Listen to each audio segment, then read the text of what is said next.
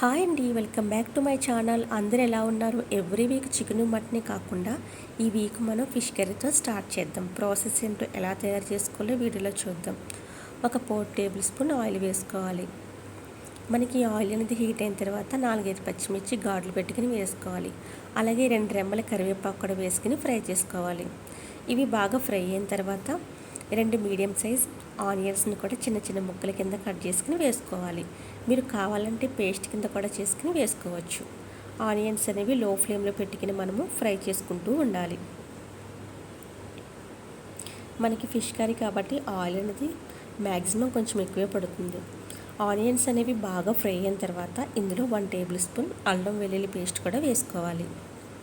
మనకి పచ్చివాసన పోయే వరకు మనము ఆనియన్స్ అనేవి ఫ్రై చేసుకుంటూ ఉండాలి. ఫ్లేమ్ పట్టుకి లో ఫ్లేమ్లో పెట్టుకుని మనము ఆనియన్స్ ఫ్రై చేసుకోవాలి. ఇప్పుడు 2 మీడియం సైజ్ టమాటాలు కూడా చిన్న చిన్న ముక్కల కింద కట్ చేసుకుని పేస్ట్ కింద చేసుకుని పక్కన పెట్టుకోవాలి. ఆనియన్స్ అనేవి బాగా ఫ్రై అయిన తర్వాత ఈ టమాటా ప్యూరీని కూడా ఇందులో యాడ్ చేసుకోవాలి.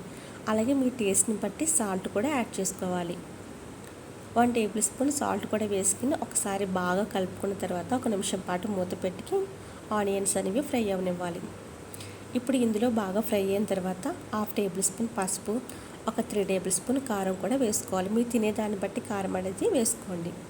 అలాగే 1 టేబుల్ స్పూన్ ధనియాల పొడి, 1/2 table spoon garam masala, 1/2 table spoon జీలకర్ర పొడి కూడా వేసుకుని ఒకసారి బాగా కలుపుకుంటూ ఉండాలి. 1 నిమిషం పాటు మూత పెట్టుకుని ఫ్రై చేసుకోవాలి.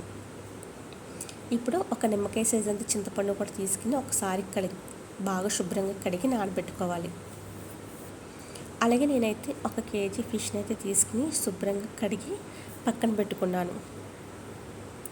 ఇప్పుడు ఆనియన్స్ అనేవి బాగా ఫ్రై అయిన తర్వాత మనం ఇందులో ముందుగా నానబెట్టుకున్న టమాటా రసాన్ని కూడా వేసుకోవాలి.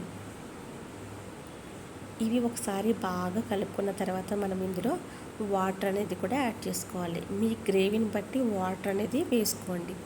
నేనైతే 1 గ్లాస్ వాటర్ అనేది వేస్తున్నాను. ఇప్పుడు మూత పెట్టుకుని ఉడికించుకోవాలి.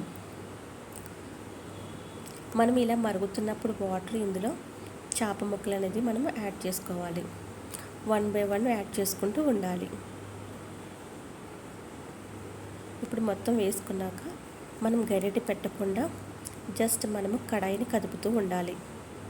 హై ఫ్లేమ్లో 10 మినిట్స్ పాటు మనము కర్రీ ఉడికించుకుంటే మనకి రెడీ అయిపోతుంది. సో లాస్ట్లో 1 టేబుల్ స్పూన్ ఫిష్ మసాలా, సన్నగా తరిగిన కొత్తిమీర కూడా వేసుకుని వేడి వేడి అన్నంలో తింటే చాలా టేస్టీగా ఉంటుందండి. ఒకసారి మీరు కూడా ట్రై చేయండి.